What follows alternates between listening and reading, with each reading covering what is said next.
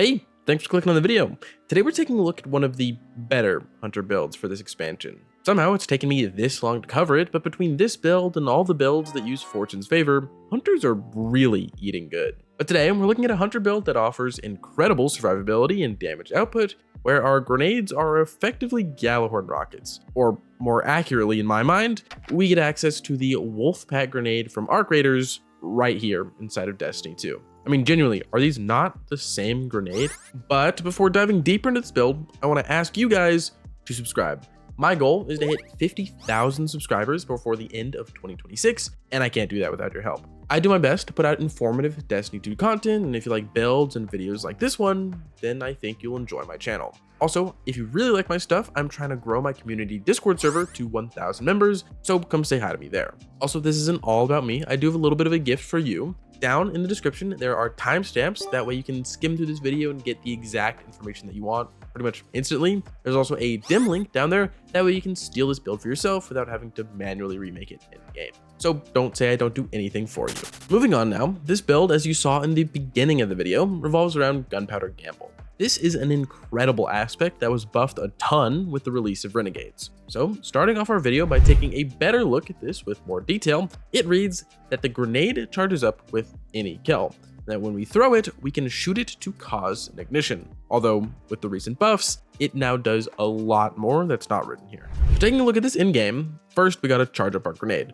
Weapon kills will give us 1 tick of the 6 needed, ability kills will give us 4, and then super kills will give us 6, instantly charging the grenade. But now that we have it charged, we can see that it overwrites our grenade ability, and throwing it will cause a 50% damage boosted ignition wherever it lands after a few seconds, dealing a ton of damage in a massive radius. And because it is simply just a boosted ignition, that also means that it stuns unstops intrinsically. Now, we can also see that we get a 6-second lockout after throwing that grenade, which means we can't start building our next one until that timer is done. As for some other effects of this grenade, they all come from shooting it while mid-air, in quotes. When done, the grenade will also release 9 trackers that deal a good bit of damage, meaning one grenade can kill way more stuff than just what's in its initial radius. But arguably, the best new effect is that sticking this grenade to an enemy and then manually detonating it counts it as airborne. So like here,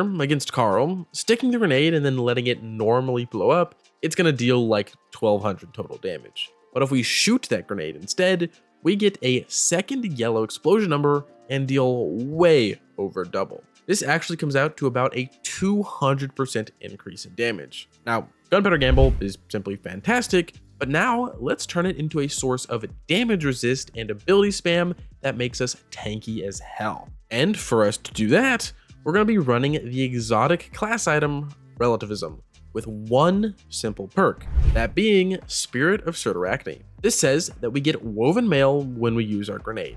In game, we can see that happening when we use our default chosen grenade that lies under Gunpowder Gamble, or when we use Gunpowder Gamble.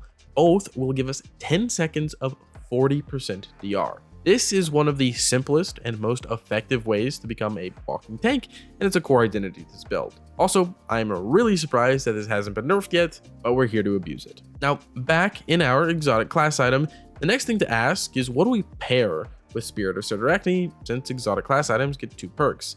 My answer is Spirit of Inmost Light. This class item perk will reduce ability cooldowns when using any ability, including Gunpowder Gamble itself, allowing us to spam stuff like crazy. But you don't need it. The most important thing that I want to say right now is if you just get a roll with Spirit of Survivability, which you can focus to pretty much guarantee, it doesn't matter what the other perk is. Everything works just fine. All that we really want in this build is that when we throw our grenade, we get woven mail. But now, moving away from our exotic armor, guess what, guys? You don't need an exotic weapon. This is one of those builds that lets you cook with whatever you want. You can use the lightsaber, you can use Gallahorn, you can use Choir of One. It doesn't matter. I will say though, we do want to be shooting our Gunpowder Gamble out of the air when it's stuck to enemies, so stuff like the lightsaber might make that a little bit harder. Personally, I use Ment Retrograde plus Choir of One, so if you're looking for an explicit recommendation of mine, that's what I would say. Now, on from our loadout, let's take a look at our subclass. We will be, of course, using Prismatic, and moving left to right as is custom in Western culture. Our super can be one of many, but I personally run Golden Gun for the damage and how it interfaces with our fragments. Our class ability is best when using Gambler's Dodge, as this will refund our melee and allow for more ability spam. That melee ends up being a Threaded Spike because it's one of the best abilities in the entire game.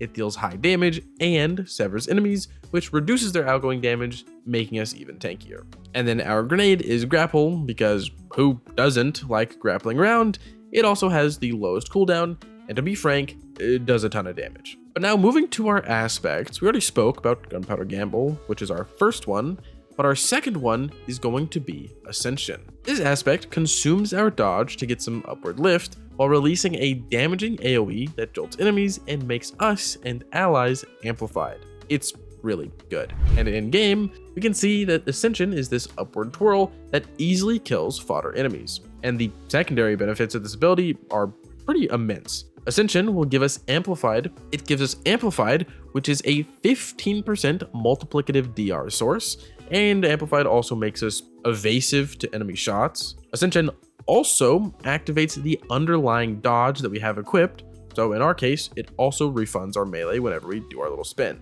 And then another thing is it's just a great movement tool with access to tech like the Destiny 2 Hunter Space program. But now to finish our subclass, we have the Fragments. First up is Fast of Purpose. This fragment will give us some super dependent survivability. In the case that we run Golden Gun, that's restoration every time we pick up an orb of power. Next is Fast of Dawn, so that our Threaded Spike makes us radiant.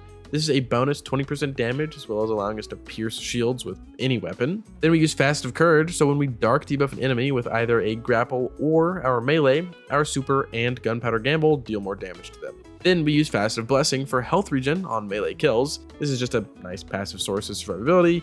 And then lastly is Fast of Protection for even more free damage resist when near multiple enemies, which is all the time. Now, out of our subclass, the next topic is armor stats. In this build, we can benefit from increasing our grenade damage, but I found an even stat spread better than totally min-maxing. Having at least 70 in melee, class, and grenade with 100 in super is my floor. Then every bonus point past that can go into grenade if you can get it above 100. As for set bonuses, use what you got, there's nothing really game-changing here. And then before leaving our armor, we have armor mods. On the helmet, we run siphons that match our weapons, plus a special ammo finder. We use lots of special in this build and want to not worry about running out. On our arms, we run a firepower plus a heavy-handed combo so that we get orbs from both melee and grenade kills. And then the last mod is a bolstering detonation to refund class ability energy on any grenade damage. Our chest piece gets resists and an ammo generation mod for your most used weapon. Legs get an Innervation and an Absolution to return ability energy on orb pickup.